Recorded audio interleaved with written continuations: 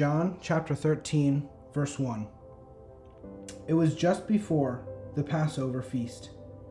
Jesus knew that the time had come for him to leave this world and go to the Father.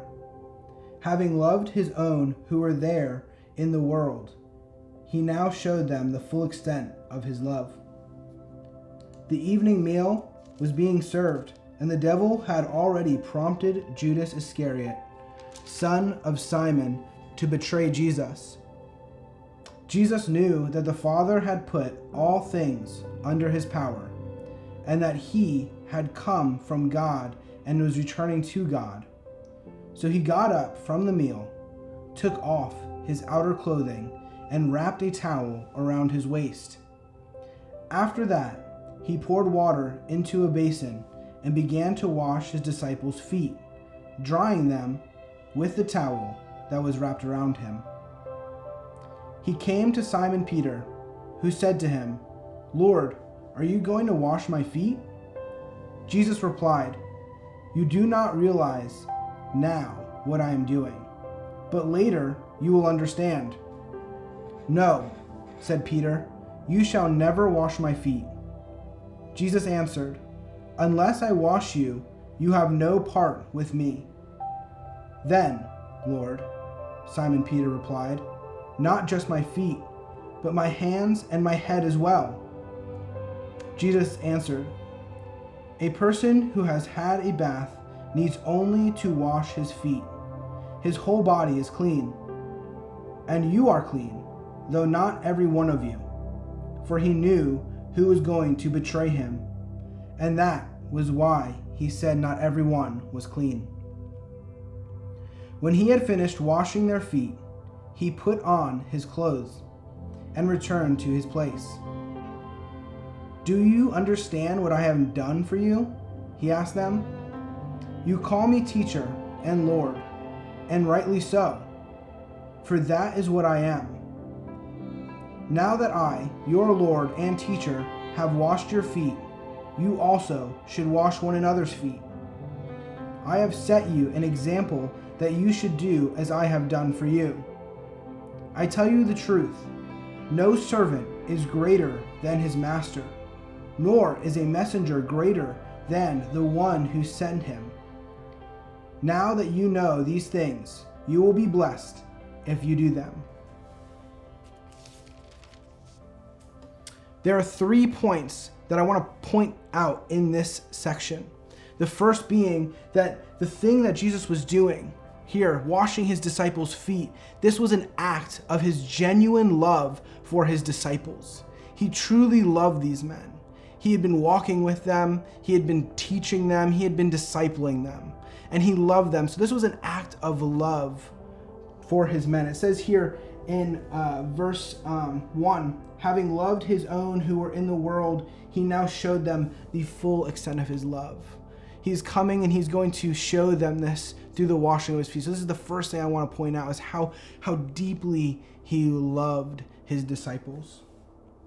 The second, we see here that everything was in God's hands, and Jesus knew this. He was confident in this. It says that everything had already been put into motion, right? The devil had already gone to and tempted Judas, and he had fallen into this. And Jesus says, he says, the Father had put all things under his power, and that he had come from God and now was returning to him. Right? This was a time he knew what was coming. He was getting ready for it. He was embracing it. And here he's going to show this love to his disciples. So he wraps a towel around his waist and he pours the water into the basin. He begins to wash his disciples' feet. And I want to point something out. Normally, during this time, the disciples or anyone who's going to a meal, that would have been the first thing they would have done when they walked into someone's house, is their feet would have been washed by someone who was lowly. Normally in this culture, it would have been a Gentile slave, so someone who was looked down upon in society.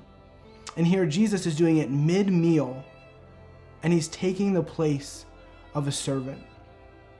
And so this is the example that he set. This is the second point I want to point out to you, is that he is coming and he's setting an example for us. So he's lowering himself to that of a servant. He's making himself equal with humanity. He's making himself the lowest of the low, and he's showing the disciples this example, right? So he goes in and he says, he came to Simon Peter, who said to him, "Lord, are you going to wash my feet?" Jesus replied, "You do not realize now what I'm doing, but later you will understand." There's some confusion. They don't understand what he is doing, right? So he's coming and he's going to wash their feet. And he goes on to say that you only need to be cleansed once through this. Jesus Christ is only going to die once, and that's going to be enough for the entirety of sin. And this is that foreshadowing that we're seeing of his death that's going to come. He's saying, you only need this. There's nothing else. Your works aren't going to do anything. Only my death, only my resurrection is going to save you. Now there's a third point. He set this example, and in the end of this passage, he's urging us now to go forward and to spread the good news. He says here, when he had finished washing their feet, he put on his clothes and returned to his place. "Do you understand what I have done for you? You call me teacher and Lord, and rightly so, for that is what I am. Now that I, your Lord and teacher, have washed your feet, you also should wash one another's feet. I have set you an example that you should do as I have done for you. I tell you the truth, no servant is greater than his master, nor is a messenger greater than the one who has sent him."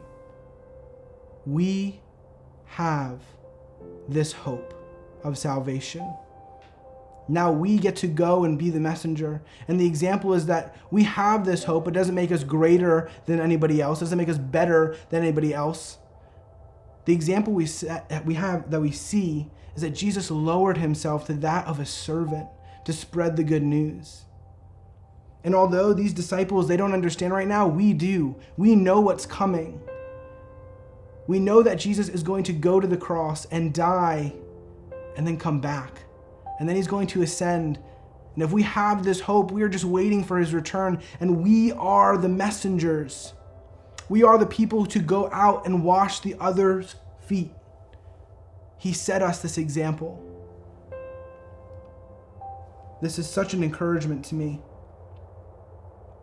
that we get to be the messenger, that we get to go and share the good news.